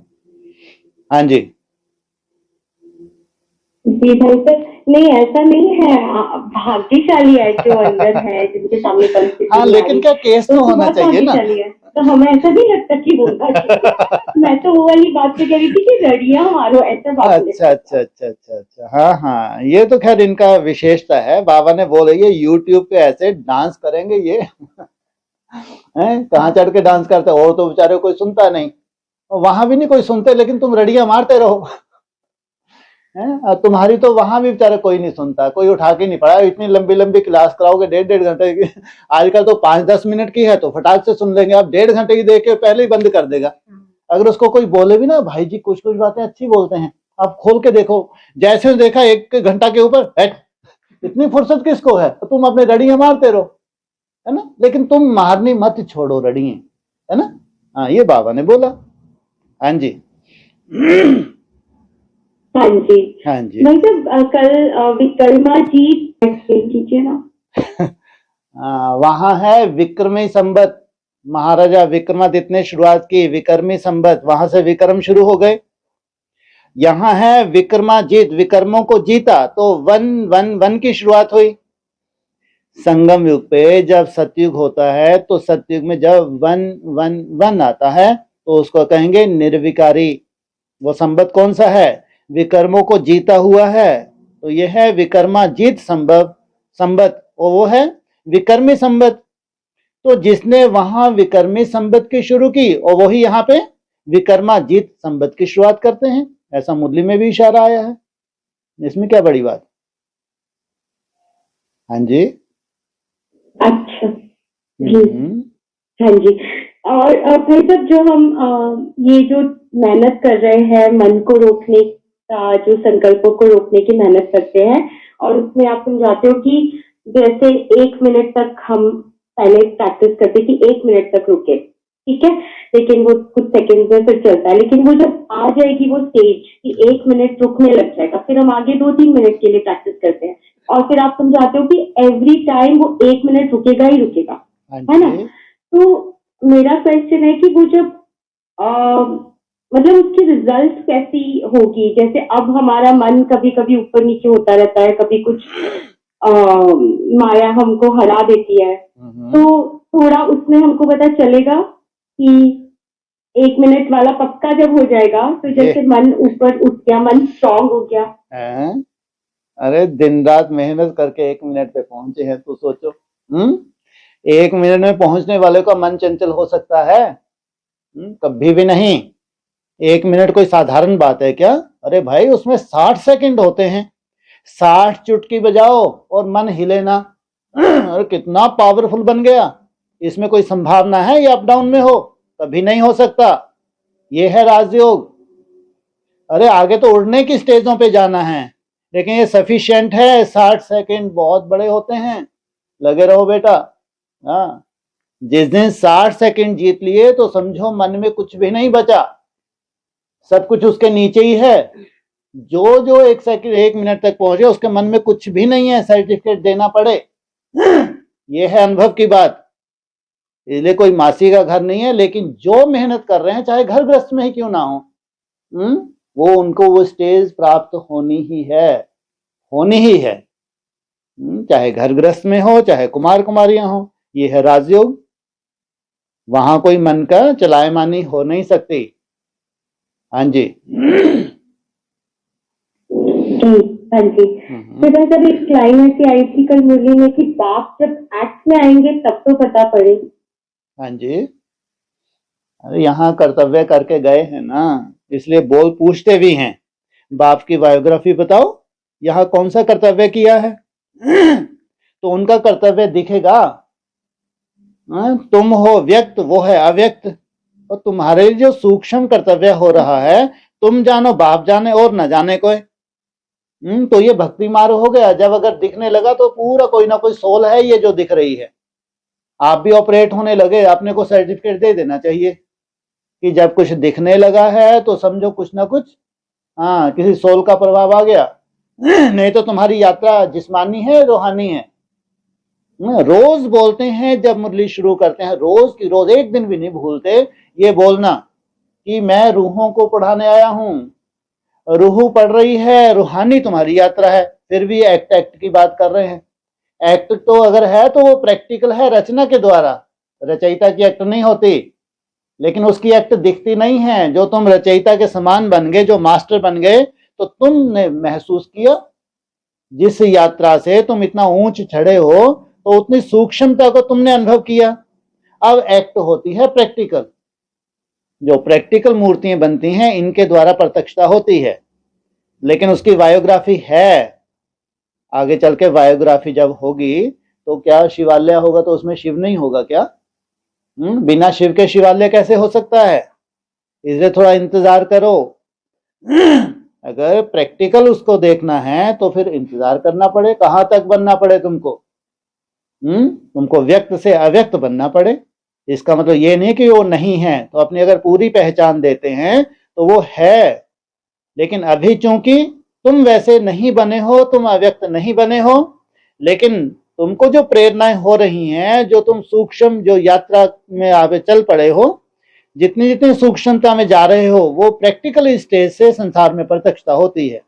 तो वो एक्ट हो जाती है तुम्हारी, और तुम्हारे लिए वो सूक्ष्म है, स्थूल नहीं है। हाँ जी।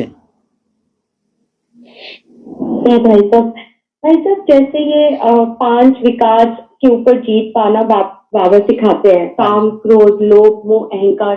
तो जब हम ब्रह्मा कुमारी में जब हम बेसिक समझते हैं तो उसमें ना थोड़े टाइम के बाद बहुत अपने आप को ऐसा सुपीरियर, सब लोग वहां पे अभी भी ऐसे फील करते होंगे क्योंकि दुनिया से तो बेटर है ही जो धारणाएं कर रहे हैं।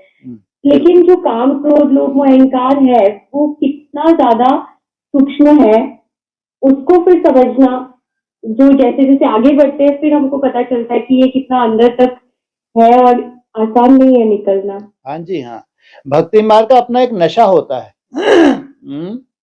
भक्ति मार्ग का भी अपना एक नशा होता है। जब हमने कुछ नया जाना है, कुछ नया हमको मिल गया, ये क्लियर हो गया कि ये पूरी दुनिया विनाश होने वाली है, हमने भगवान को पहचान लिया, हमारे लिए नई दुनिया स्थापन हो, एक नशा चढ़ गया। तो नशा भी तो काम करता है, लेकिन अभी कोई ऐसी सूक्ष्मता वाली बात नहीं है, तो भी मर्यादा तो है। उस मर्यादा में लंबे समय से टिकते रहते हैं, अब उनको फिर धीरे धीरे सूक्ष्मता चाहिए।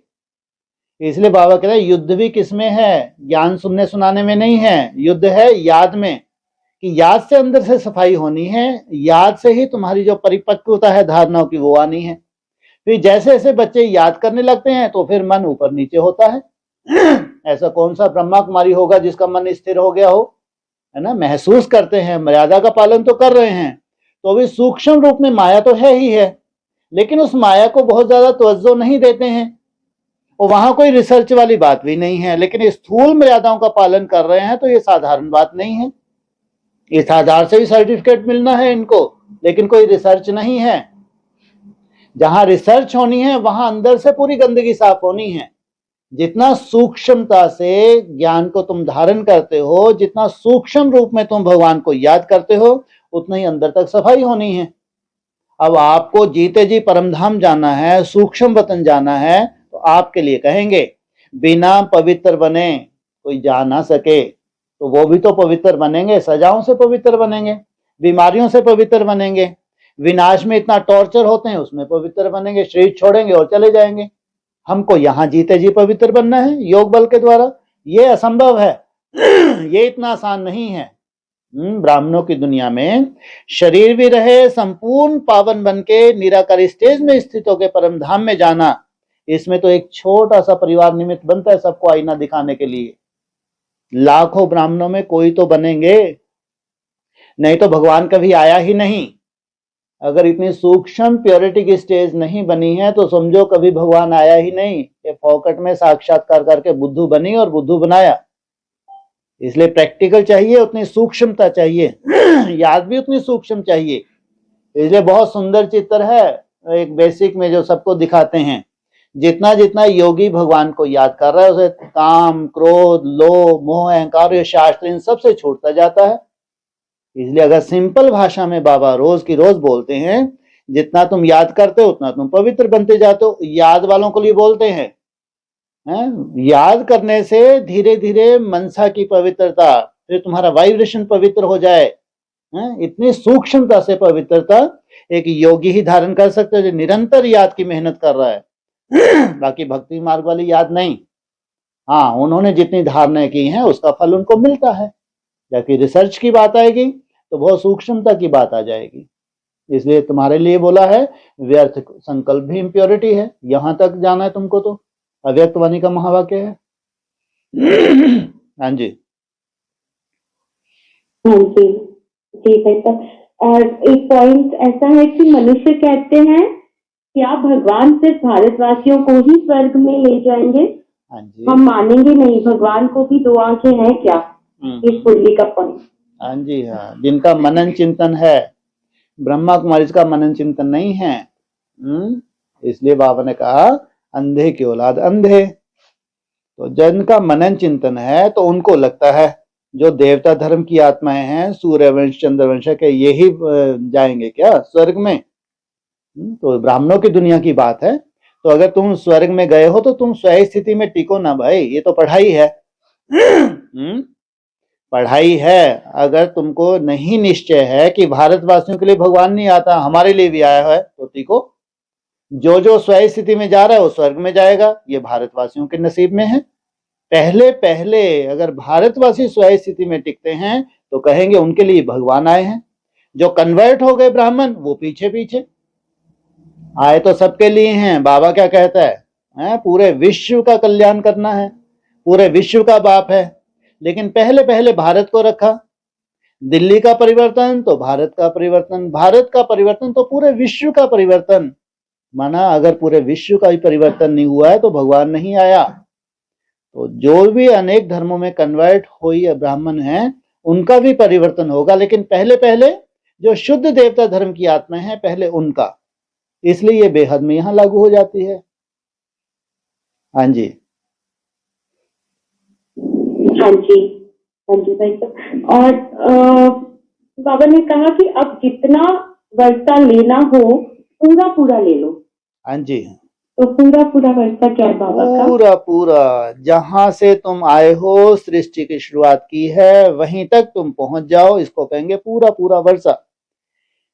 अगर एक दिन भी कम हो गया, एक महीना भी कम हो गया, एक साल भी कम हो गया, 10 साल कम हो गए, 20 साल कम हो गए, इसको पूरा वर्षा कहेंगे।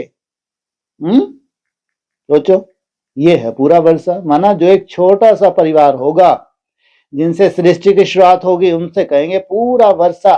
नहीं तो उनको फॉलो करने के लिए फिर और भी तो धीरे धीरे आएंगे, लेकिन एक साथ नहीं आएंगे, सब धीरे धीरे ट्रांसफर होंगे। लेकिन वहां जो एक परिवार है, जिस परिवार से शुरुआत हुई है, उनको कहेंगे पूरा वर्षा। हाँ जी,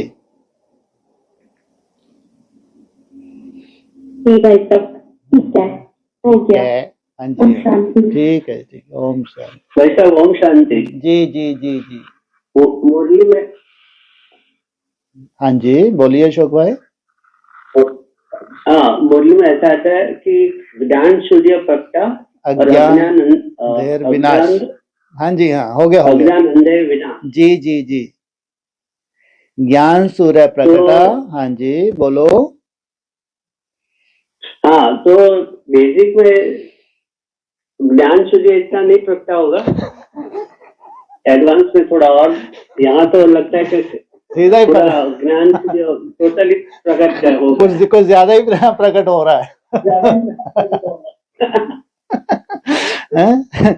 यहाँ कुछ ज्यादा ही प्रकटाश क्या प्रकटाए है ना। बेसिक में हाँ क्या प्राकट्य, हाँ यस। बेसिक में थोड़ा सा प्रकट हुआ, 800 करोड़ आत्माएं थी, उनमें से लाखों ब्राह्मण बने, तो वो थोड़ा सा ही कहेंगे, नहीं के बराबर, है ना, नहीं के बराबर ही कहो। उसमें से एडवांस में प्रकटा तो फिर हजारों ही, लाखों में से हजारों ही, वो कुछ भी नहीं है।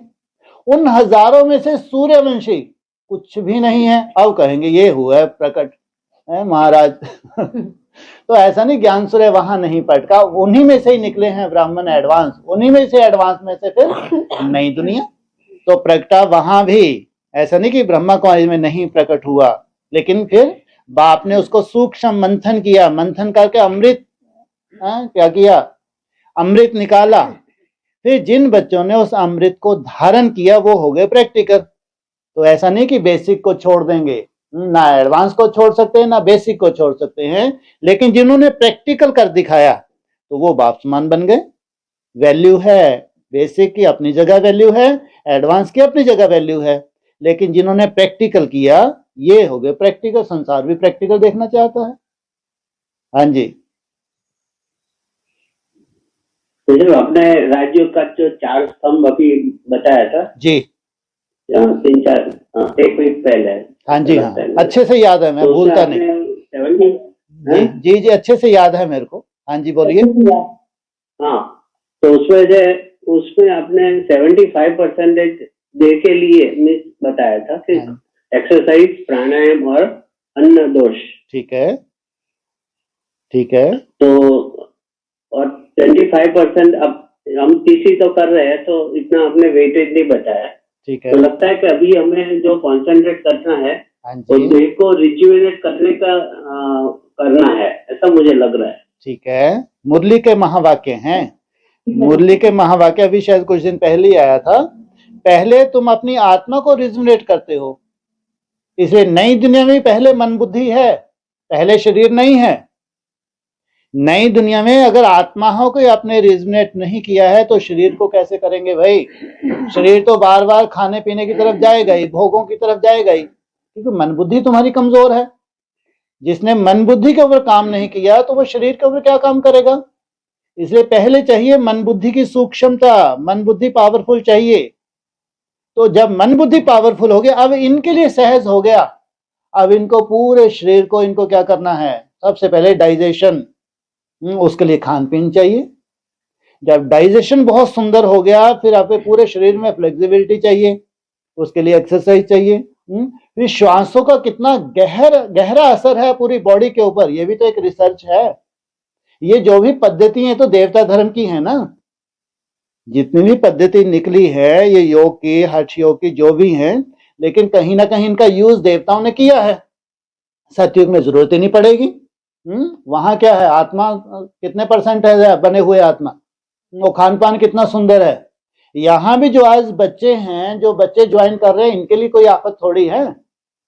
हड्डियां भी कैसी होती हैं, कितनी फ्लेक्सिबल होती हैं, सर्कुलेशन कितना सुंदर होता है, डाइजेशन कितना सुंदर है। लेकिन जरूरत किनको है, जो 50 वर्ष या 50 वर्ष से ऊपर हैं। किनको चाहिए, जो 50 या 50 से ऊपर। अपने शरीर के ऊपर काम करना पड़ेगा, जमदे जामदे नहीं होता।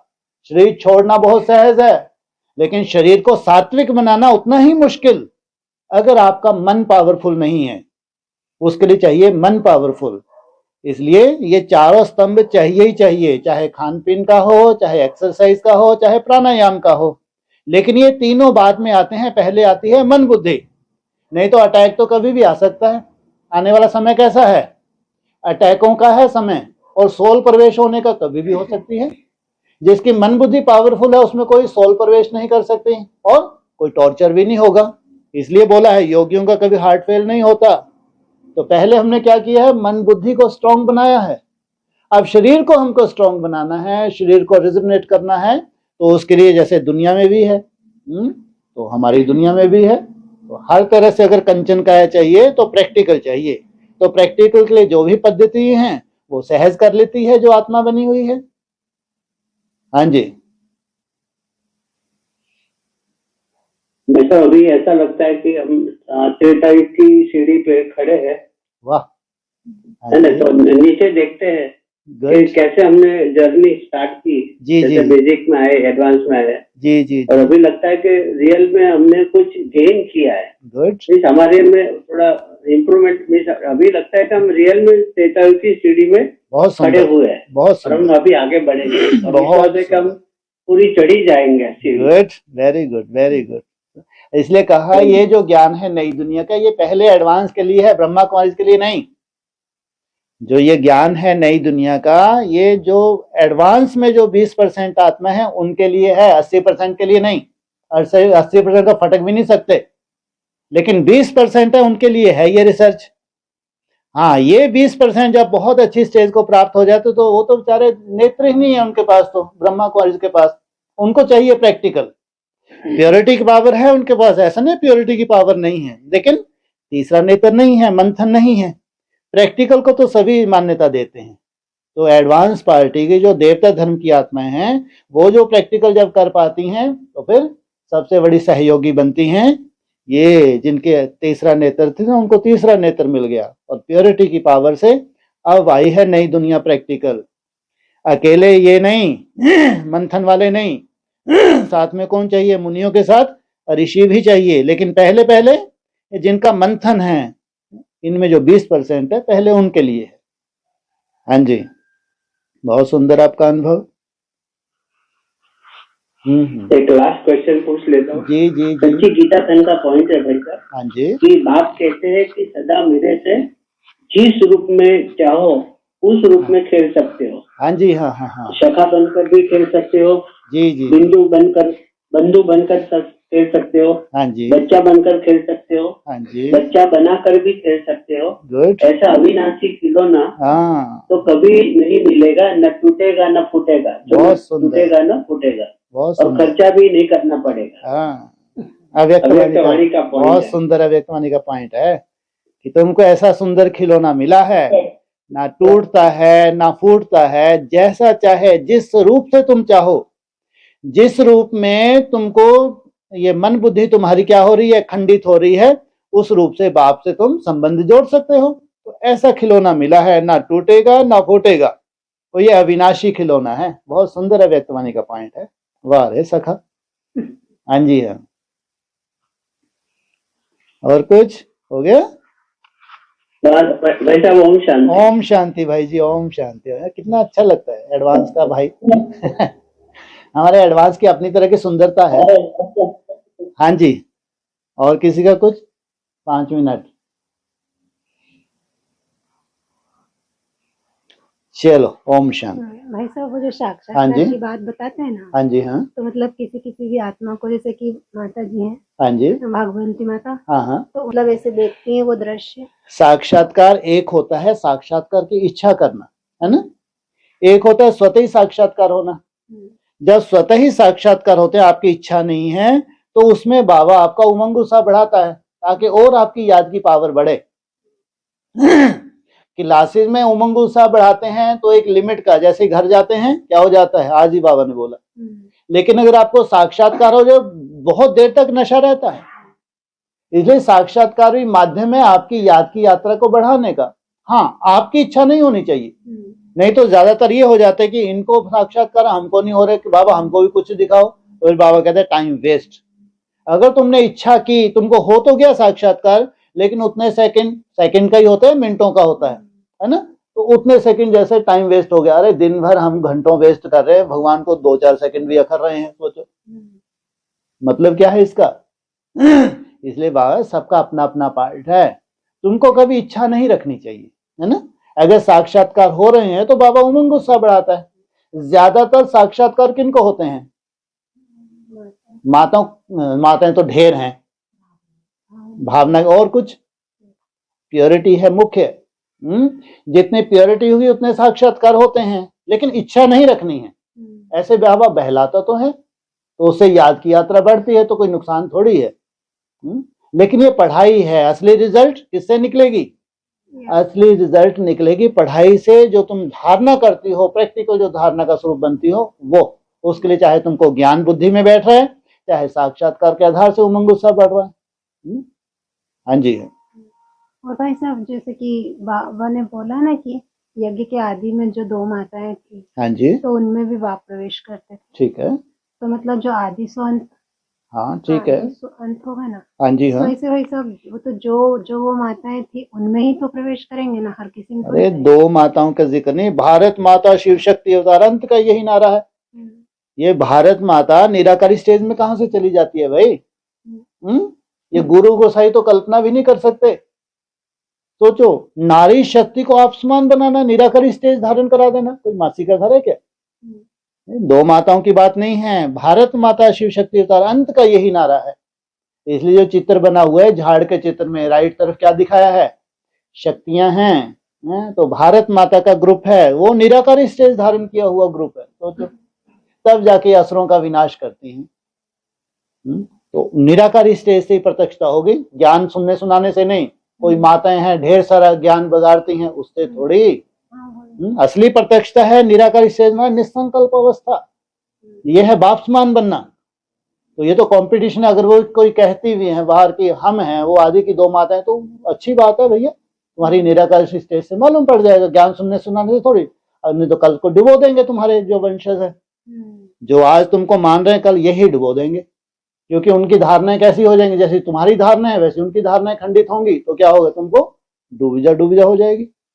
अगर आदि वाली आत्माएं हैं तो वो कहाँ प्रत्यक्ष होंगी, निराकारी स्टेज में, बाष्पमान स्टेज में ही प्रत्यक्षता होती है, नहीं तो ये अल्पकाल की प्रत्यक्षता है। हाँ जी। और भाई साहब जैसे कि जो बताया था ना कि एक होती है द्वारका, है ना, हाँ जी, द्वारिका, हाँ जी, और एक होती है वृंदावन, है ना। तो ठीक है। वृंदावन में गोपियां थी, ठीक है। और यहाँ पर जो है हाँ, द्वारका में, तो ट्रांसफर कहाँ से हुई, तो वहीं से ट्रांसफर। हाँ वहीं से। कहाँ, वृंदा कौन है, तुलसी कौन है, जगदम्बा कौन सा रूप धारण किया, लक्ष्मी रूप। जब लक्ष्मी रूप धारण करेगी तो कहाँ होगी, वृंदावन में होगी या द्वारिका में होगी। तो वो जो जितनी 16,000 आत्माएं हैं, गोपी हैं, वो सब के सब जब प्रैक्टिकल द्वारिका अर्थात राजधानी स्थापना होती है, सबके सब ट्रांसफर होते हैं। वहां केवल खेल पाल हैं, वृंदावन में खेल पाल हैं, लेकिन संपूर्ण राजधानी का स्वरूप कहाँ तैयार हुआ, द्वारिका में। तो भाई साहब जो सबसे पहले वहाँ पे 300-400 थी। हाँ जी, तो 300-400 का पहले बोलते थे, तुमको 16,000 चाहिए। ठीक है, तो वो बात की बात है। हाँ जी, वो जो 300-400 थी वो तो सारी राइटिया थी। ठीक है, हाँ जी, हाँ। तो बाद में जब यहाँ आ जाते हैं इधर द्वारिका में, हाँ जी, तो फिर वहाँ पर तो सभी धर्म क्या सभी धर्म का तो हाँ, लेकिन एक साथ नहीं ना होता है ना। जिस क्रम से डाउनफॉल होता गया है, 300-400 की बारात में कितनी आउट हो गई? 75%, 25 बची, कितनी? 60, 70, 70, 75 जो भी है, 70, 80 है ना। उसमें से फिर जो और धर्म के आत्मा उनको फील्ड पे भेज दिया, सामने कितनी बची? 25%।